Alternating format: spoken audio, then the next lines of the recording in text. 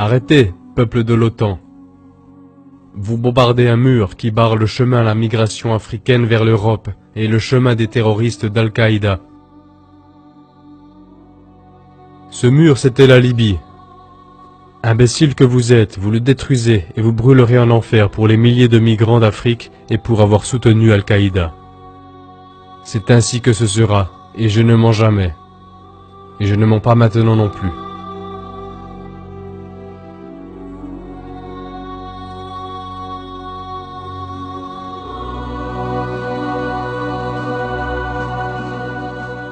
Mémoire de ma vie. Colonel Mouammar Kadhafi, chef de la Révolution, 5 avril 2011.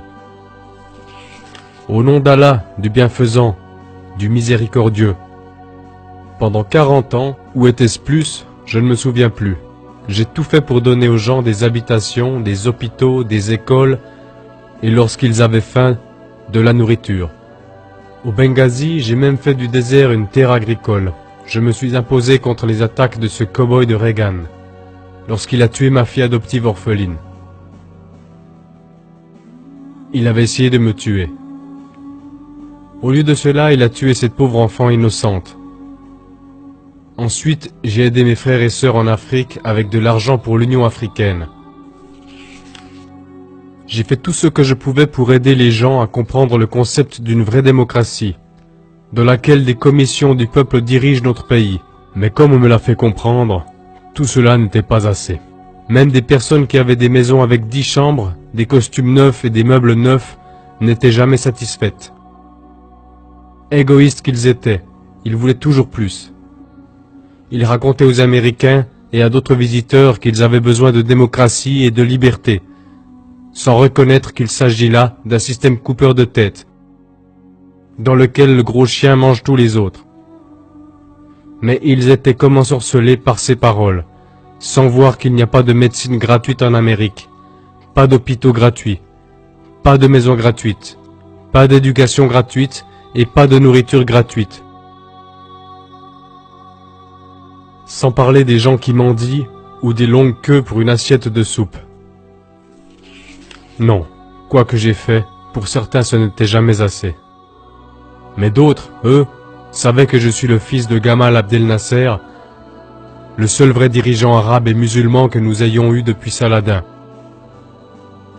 Lorsque j'ai revendiqué la Libye pour mon peuple, comme il a revendiqué le canal de Suez pour son peuple, c'était ces traces que je tentais de suivre pour protéger mon peuple de la domination coloniale, de voleurs qui nous voleraient. Je suis désormais soumis à l'attaque de la plus grande puissance de l'histoire militaire.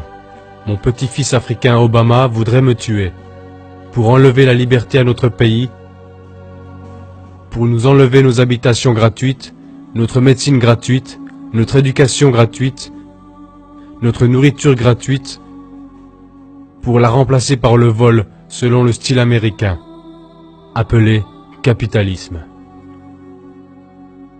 Mais nous tous, dans le tiers-monde, nous savons ce que cela veut dire. Cela veut dire que les grands trusts dirigent le pays, dirigent le monde, et que les gens souffrent. C'est pourquoi il n'y a pas d'alternative pour moi. Je dois prendre ma place. Et si Allah le souhaite, je mourrai en suivant son chemin, le chemin qui a rendu notre pays riche en terres agricoles, ainsi qu'en nourriture et en bonne santé. Et nous permet même d'aider nos frères africains et arabes, quand ils travaillent ici avec nous, dans la République du peuple libyen. Il n'est pas de mon désir de mourir, mais si cela devait arriver, pour sauver ce pays, mon peuple, tous ces milliers qui sont mes enfants, alors qu'il en soit ainsi. Que ce testament soit ma voix adressée au monde, que je me suis levé contre les attaques des croisades de l'OTAN. Levé contre la brutalité, levé contre la trahison, levé contre l'Occident avec ses ambitions colonialistes. Et que je me suis tenu du côté de mes frères africains, du côté de mes frères arabes et musulmans, comme une colonne de lumière. Pendant que d'autres construisaient des palais, je vivais dans une maison toute simple et dans une tente. Jamais je n'ai oublié ma jeunesse à Sirte, je n'ai pas gaspillé de manière insensée la richesse de notre peuple. Et comme Saladin, notre dirigeant musulman qui a sauvé Jérusalem pour l'islam, j'ai pris peu pour moi-même. En Occident, certains m'ont traité de fou ou d'insensé, mais ils connaissent la vérité et continuent néanmoins à mentir. Ils savent que notre pays est libre et indépendant, et non sous le joug des colonialistes. Que ma vision, mon chemin est compréhensible et l'a toujours été, et qu'elle est dans l'intérêt de mon peuple, et que je vais me battre jusqu'au dernier souffle pour nous garder libres. Puisse Allah le Tout-Puissant nous aider à rester croyants et libres. Colonel Mouammar Kadhafi, 5 avril 2011.